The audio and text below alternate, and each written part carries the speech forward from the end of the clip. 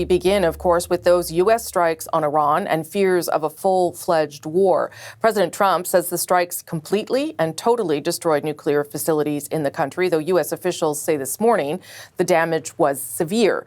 Codenamed Operation Midnight Hammer, the U.S. says it used more than 100 aircraft in the overnight stealth operation. President Trump confirmed the unprecedented military action in a late-night news conference. I can report to the world that the strikes were a spectacular military success. Iran's key nuclear enrichment facilities have been completely and totally obliterated. Iran, the bully of the Middle East, must now make peace. The strikes happened as Israel and Iran, that war entered its second week, and concerns, of course, about a broader regional war. Israeli Prime Minister Benjamin Netanyahu said in a recorded video statement that Trump's decision to target those nuclear facilities will change history. But in tonight's action against Iran's nuclear facilities, America has been truly unsurpassed. It has done what no other country on earth could do. History will record that President Trump acted to deny the world's most dangerous regime the world's most dangerous weapons. Tehran is warning of everlasting consequences following the U.S. attacks and says it reserves the right to defend its security interests and people.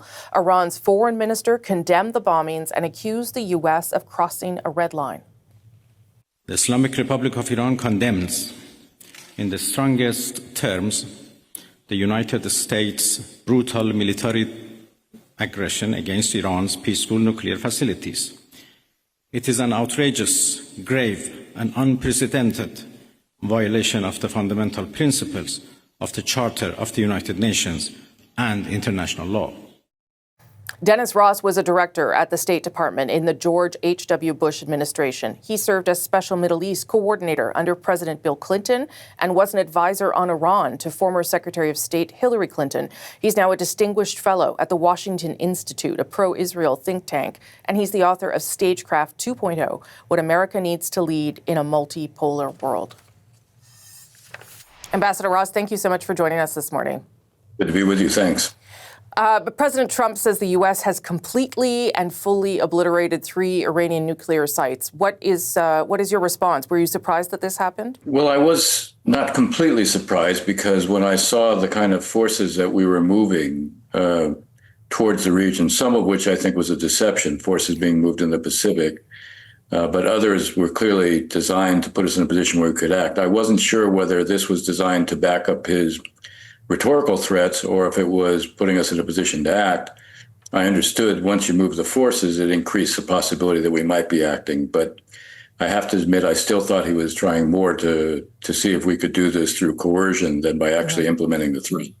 So what does that indicate to you then about what the U.S. Was worried about, whether they had intelligence on nuclear assets, or is it that they really didn't believe that diplomatic efforts were moving quickly enough, or is it all of those things? I think it was really more the latter. I don't know that it was some new intelligence that was decisive. I think when you look at the Israeli action, the Israelis were very concerned by the reality that the last 4 months, the Iranians had been enriching at 4 times the level they had been to 60%. They had accumulated probably close to 16 bomb worth of highly enriched uranium, meaning 60% enrichment and 20% enrichment.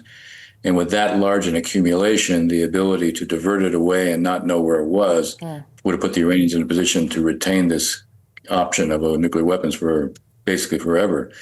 I think what President Trump came to the conclusion was that his ability to produce no enrichment was being something diplomatically that was not going to be achievable, at least given the posture the Iranians had adopted.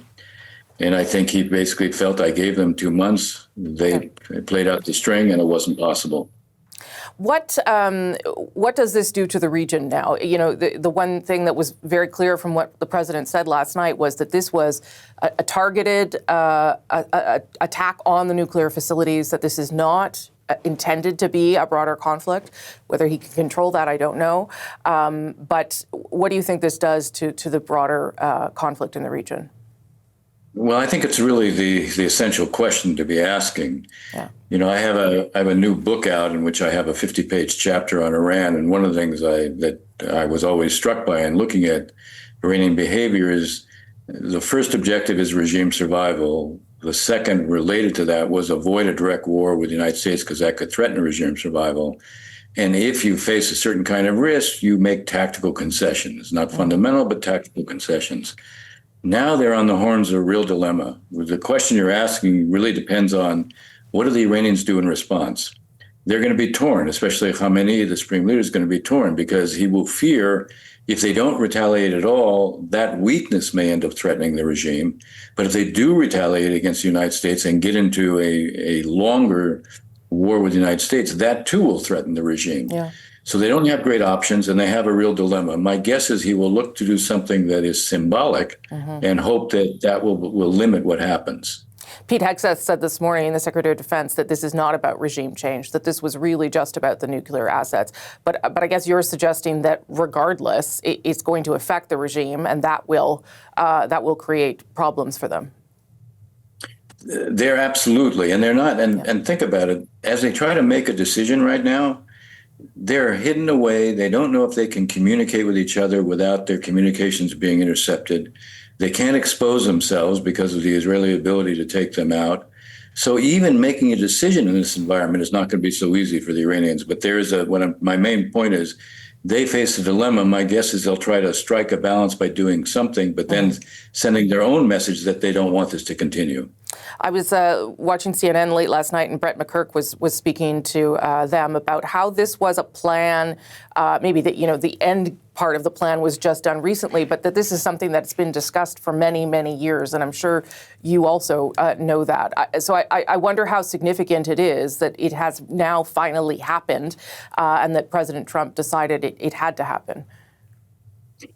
Again, you're right. I mean, I was there when President Obama made the decision to build the massive ordnance penetrator, because everybody refers to bunker busters. This is not a bunker buster. This is a mountain buster, because Fordo was built into a mountain. Yeah. And the only way you could destroy a mountain is by using a nuclear weapon. Well, we didn't want to be in a position, if we had to do this, to have to resort to that. So these are the bombs that have been dropped. 12 of them were dropped last night by the B-2s. And the B-2 and the B-52 are the only ones that can carry it. So this was always something that was designed to create the option. Actually acting on the option was something that no president until President Trump actually did.